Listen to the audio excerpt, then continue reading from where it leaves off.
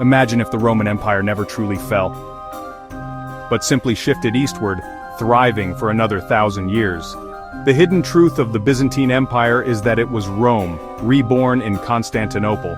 While the West crumbled, the East became a fortress of Christianity, a library of ancient knowledge, and a crucible of art.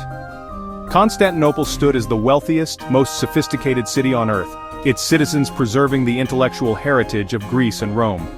The Byzantines faced down invaders, codified laws, and created art that still inspires awe. To understand Byzantium is to see the bridge between the ancient and modern worlds. This is not a story of decline, but of survival and transformation.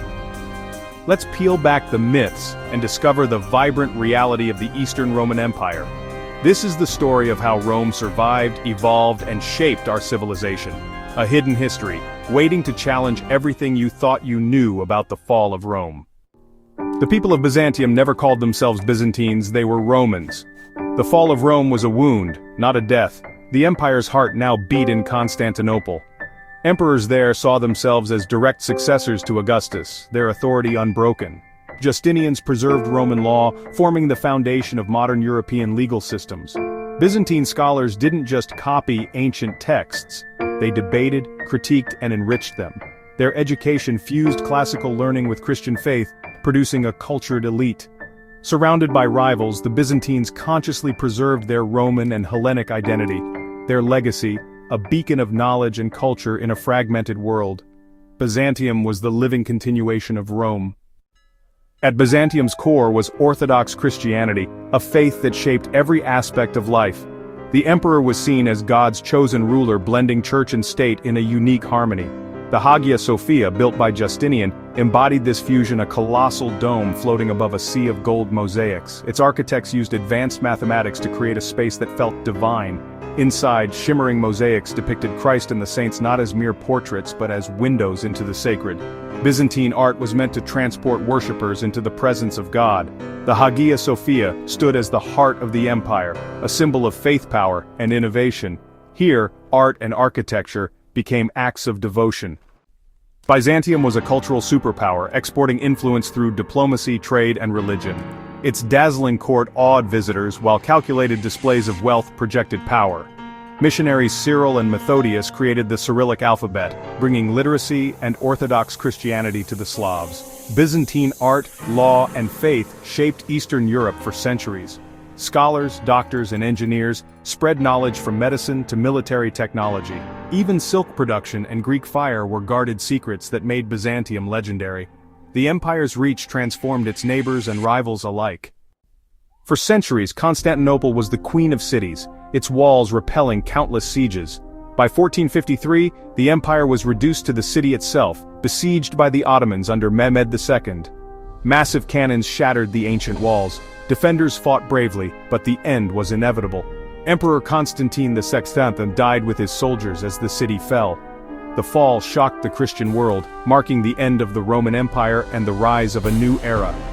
Legends grew, like the priest vanishing into the Hagia Sophia, waiting to return. The crescent, once a symbol of Byzantium, became the emblem of the Ottomans. The city's fall was both an ending and a transformation.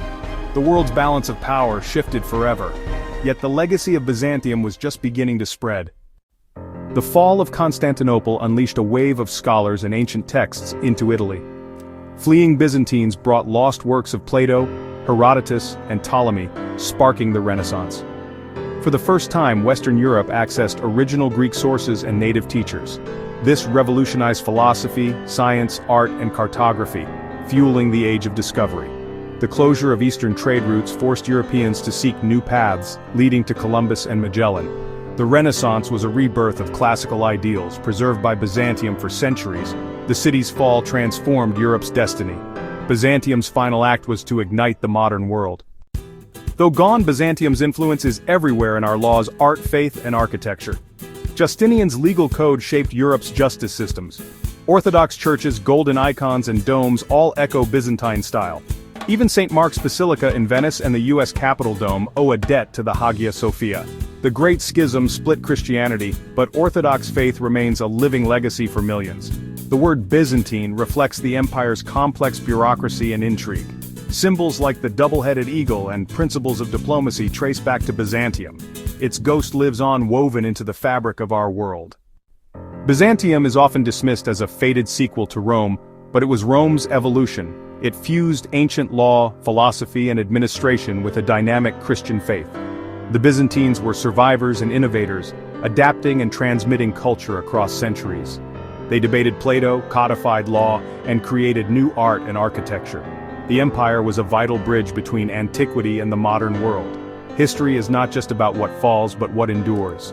Byzantium's legacy is in our laws, buildings, and beliefs. The Roman Empire didn't die, it transformed, its heart beating in Constantinople. Its fall scattered seeds that blossomed into the Renaissance and beyond. The Eastern Roman Empire was not a ghost but Rome's second life, its spirit still with us.